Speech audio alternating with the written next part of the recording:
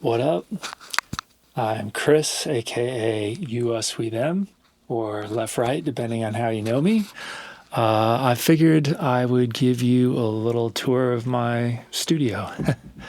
I don't have a ton of hardware, but it's all stuff I really enjoy. I do use a few things more than some of the others, but it's all stuff I find pretty valuable. So first off is my Moog grandmother. It's a monophonic synth and it is semi-modular. I end up using it a lot for either like bass lines, especially if I want something growly or kind of techno-y, or if I want to create a ARP or something like that. I use the Moog a lot for both of those things. I also used it recently more for like a sci-fi thriller short film where I was trying to create a lot of like eerie sine wavy stuff. It was really great for that too. Also, anything that I want to be kind of more modular or just Moog sounding, that's what it's great for. Next up is the Push. This is probably the one I use the least, although I'm trying to use it more both for fun and also I'm hoping to do some more live improv and hopefully I'll be playing it live with some of the improv or some live performances. So hopefully that's what it's going to turn into more of.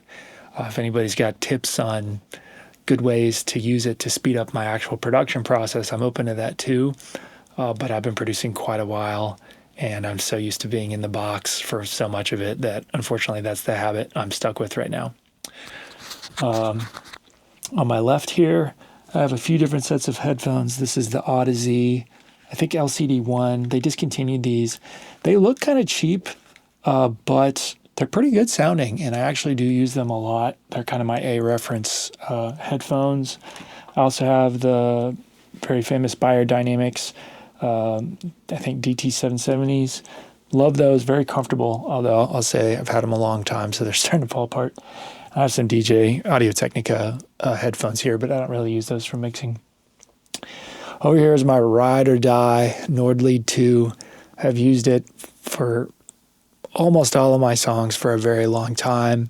It has a very unique sound, I think. And I have a patch here, C40, that I use kind of as my main instrument whenever I'm just writing or improvising. This is the sound you'll hear me. That's the sound I just use all the time.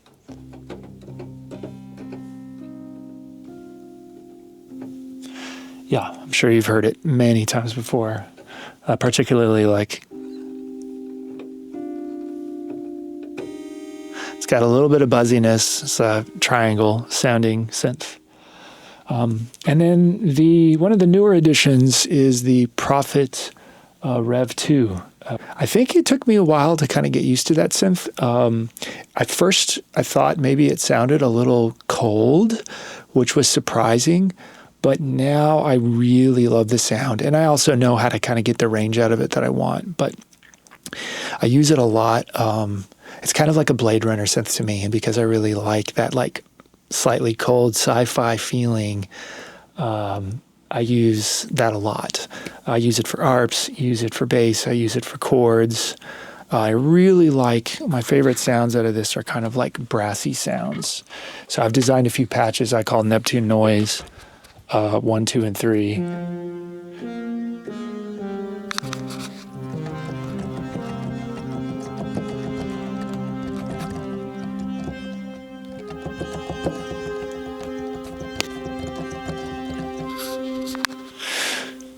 You get the point.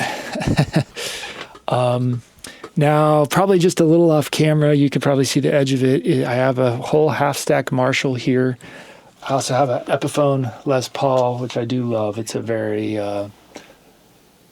very warm sounding guitar, and I just like it a lot. I actually grew up playing acoustic guitar, so I don't play electric nearly as much as I probably would like to.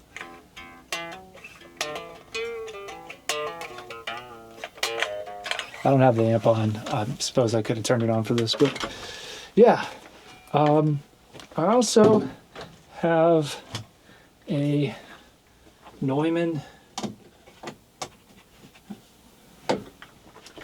TLM 103 microphone, which is kind of permanently on loan from a friend of mine in Dallas. His name's Adam. But this is definitely one of my favorite microphones. My only regret is I wish I had two of them. I don't use it too terribly often, but when I do, it's definitely more for vocals. And you can see probably I got my trusty SM57 as well that I often use for guitar cabs.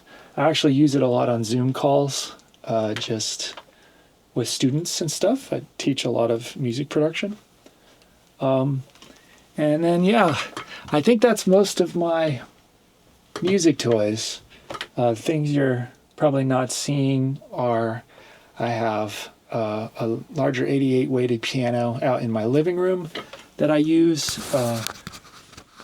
really more for improvising, and I have an acoustic guitar as well. And then I have a cello living in Texas where I'm from, which clearly I don't play as often. But I think that's most of my music stuff. The interface, you might be surprised, is a very old Scarlett Focusrite, but I was able to get it pretty cheap, and it has 18 ins. So I'm able to put all of my synths and guitars and everything in, and I don't have to change channels or use a switcher or anything like that. I also have a not terribly expensive Mackie passive switcher for my monitors. Right, I forgot my speakers. I've got older HR824. Those are Mackies on the outside. I've been using these for well over 10 years. I know what they sound like. I love the low-end response on them. I haven't ever felt like I really needed a sub when I use those. And then as my B reference, I got Adam A7Xs for my inner pair. And they're pretty different speakers, so they're pretty good to kind of get two different perspectives on. Generally, if you're getting two pairs of speakers, I do recommend trying to get two different perspectives, right? So generally, in larger studios, they'll have like big far fields for like a bigger system, but then they'll have smaller near fields. And that's kind of what I'm doing here, although probably not on a as expensive scale as a much larger studio. But I'd say this is most of my toys. I get by pretty well with them. I do have quite a bit of software and third-party VSTs that I've collected over the years. In Ableton, I do tend to use Ableton as my main DAW, and I tend to teach in that as well. I'd say my go-to stuff in the box, oh man, I really do have a lot of tools. I would say lately I've been going for the 1176 and LA2A compressors a lot, but I still very actively use an SSL, and I use the glue compressor in Ableton. I use the regular compressor for things. So I'm a little all over the place. Sound Toys, love that entire plugin suite. I do use some Fab Filter, but because I teach in Ableton, believe it or not, I actually use the Ableton EQ a ton.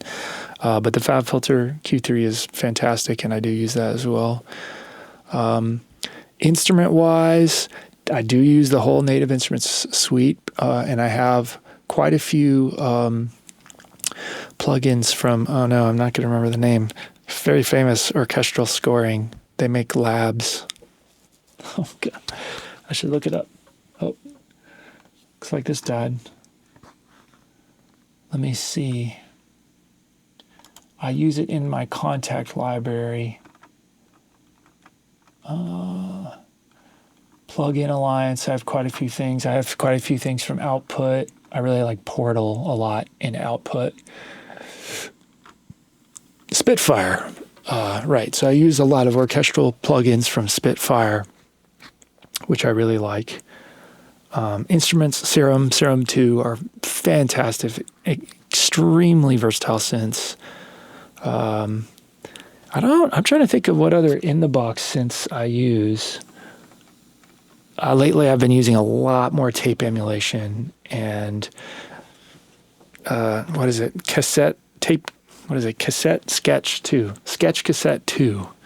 I discovered that from an interview with Weevil Holy mackerel, I love these, and it really is helping define the sound of US with them, this kind of like vintage, a little bit eerie, sometimes wobbly tape sound that I'll apply to any of these hardware synths, or I'll apply to the whole mix, and it gives it this kind of vintage sound that I had really not realized that this was kind of the direction I was going until maybe the last year or two, and really, really liking. The people that make that also make a couple digital ones, Digitalis, and maybe a couple others that I really like as well.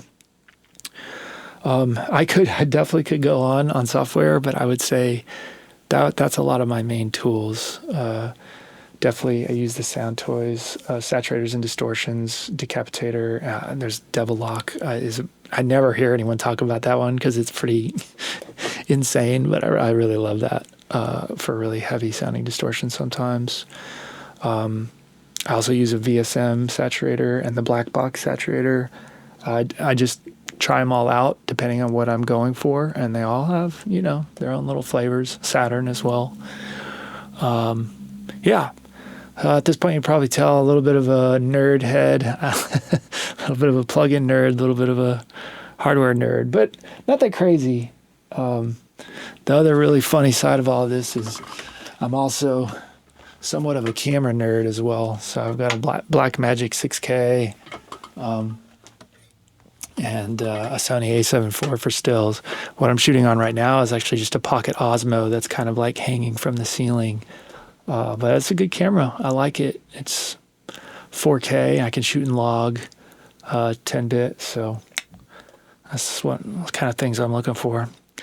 Anyways, hope that was kind of a fun adventure. Maybe you get to know a little bit about my gear and hear kind of how I work. But yeah, I hope you enjoyed my little studio tour, and see you again soon.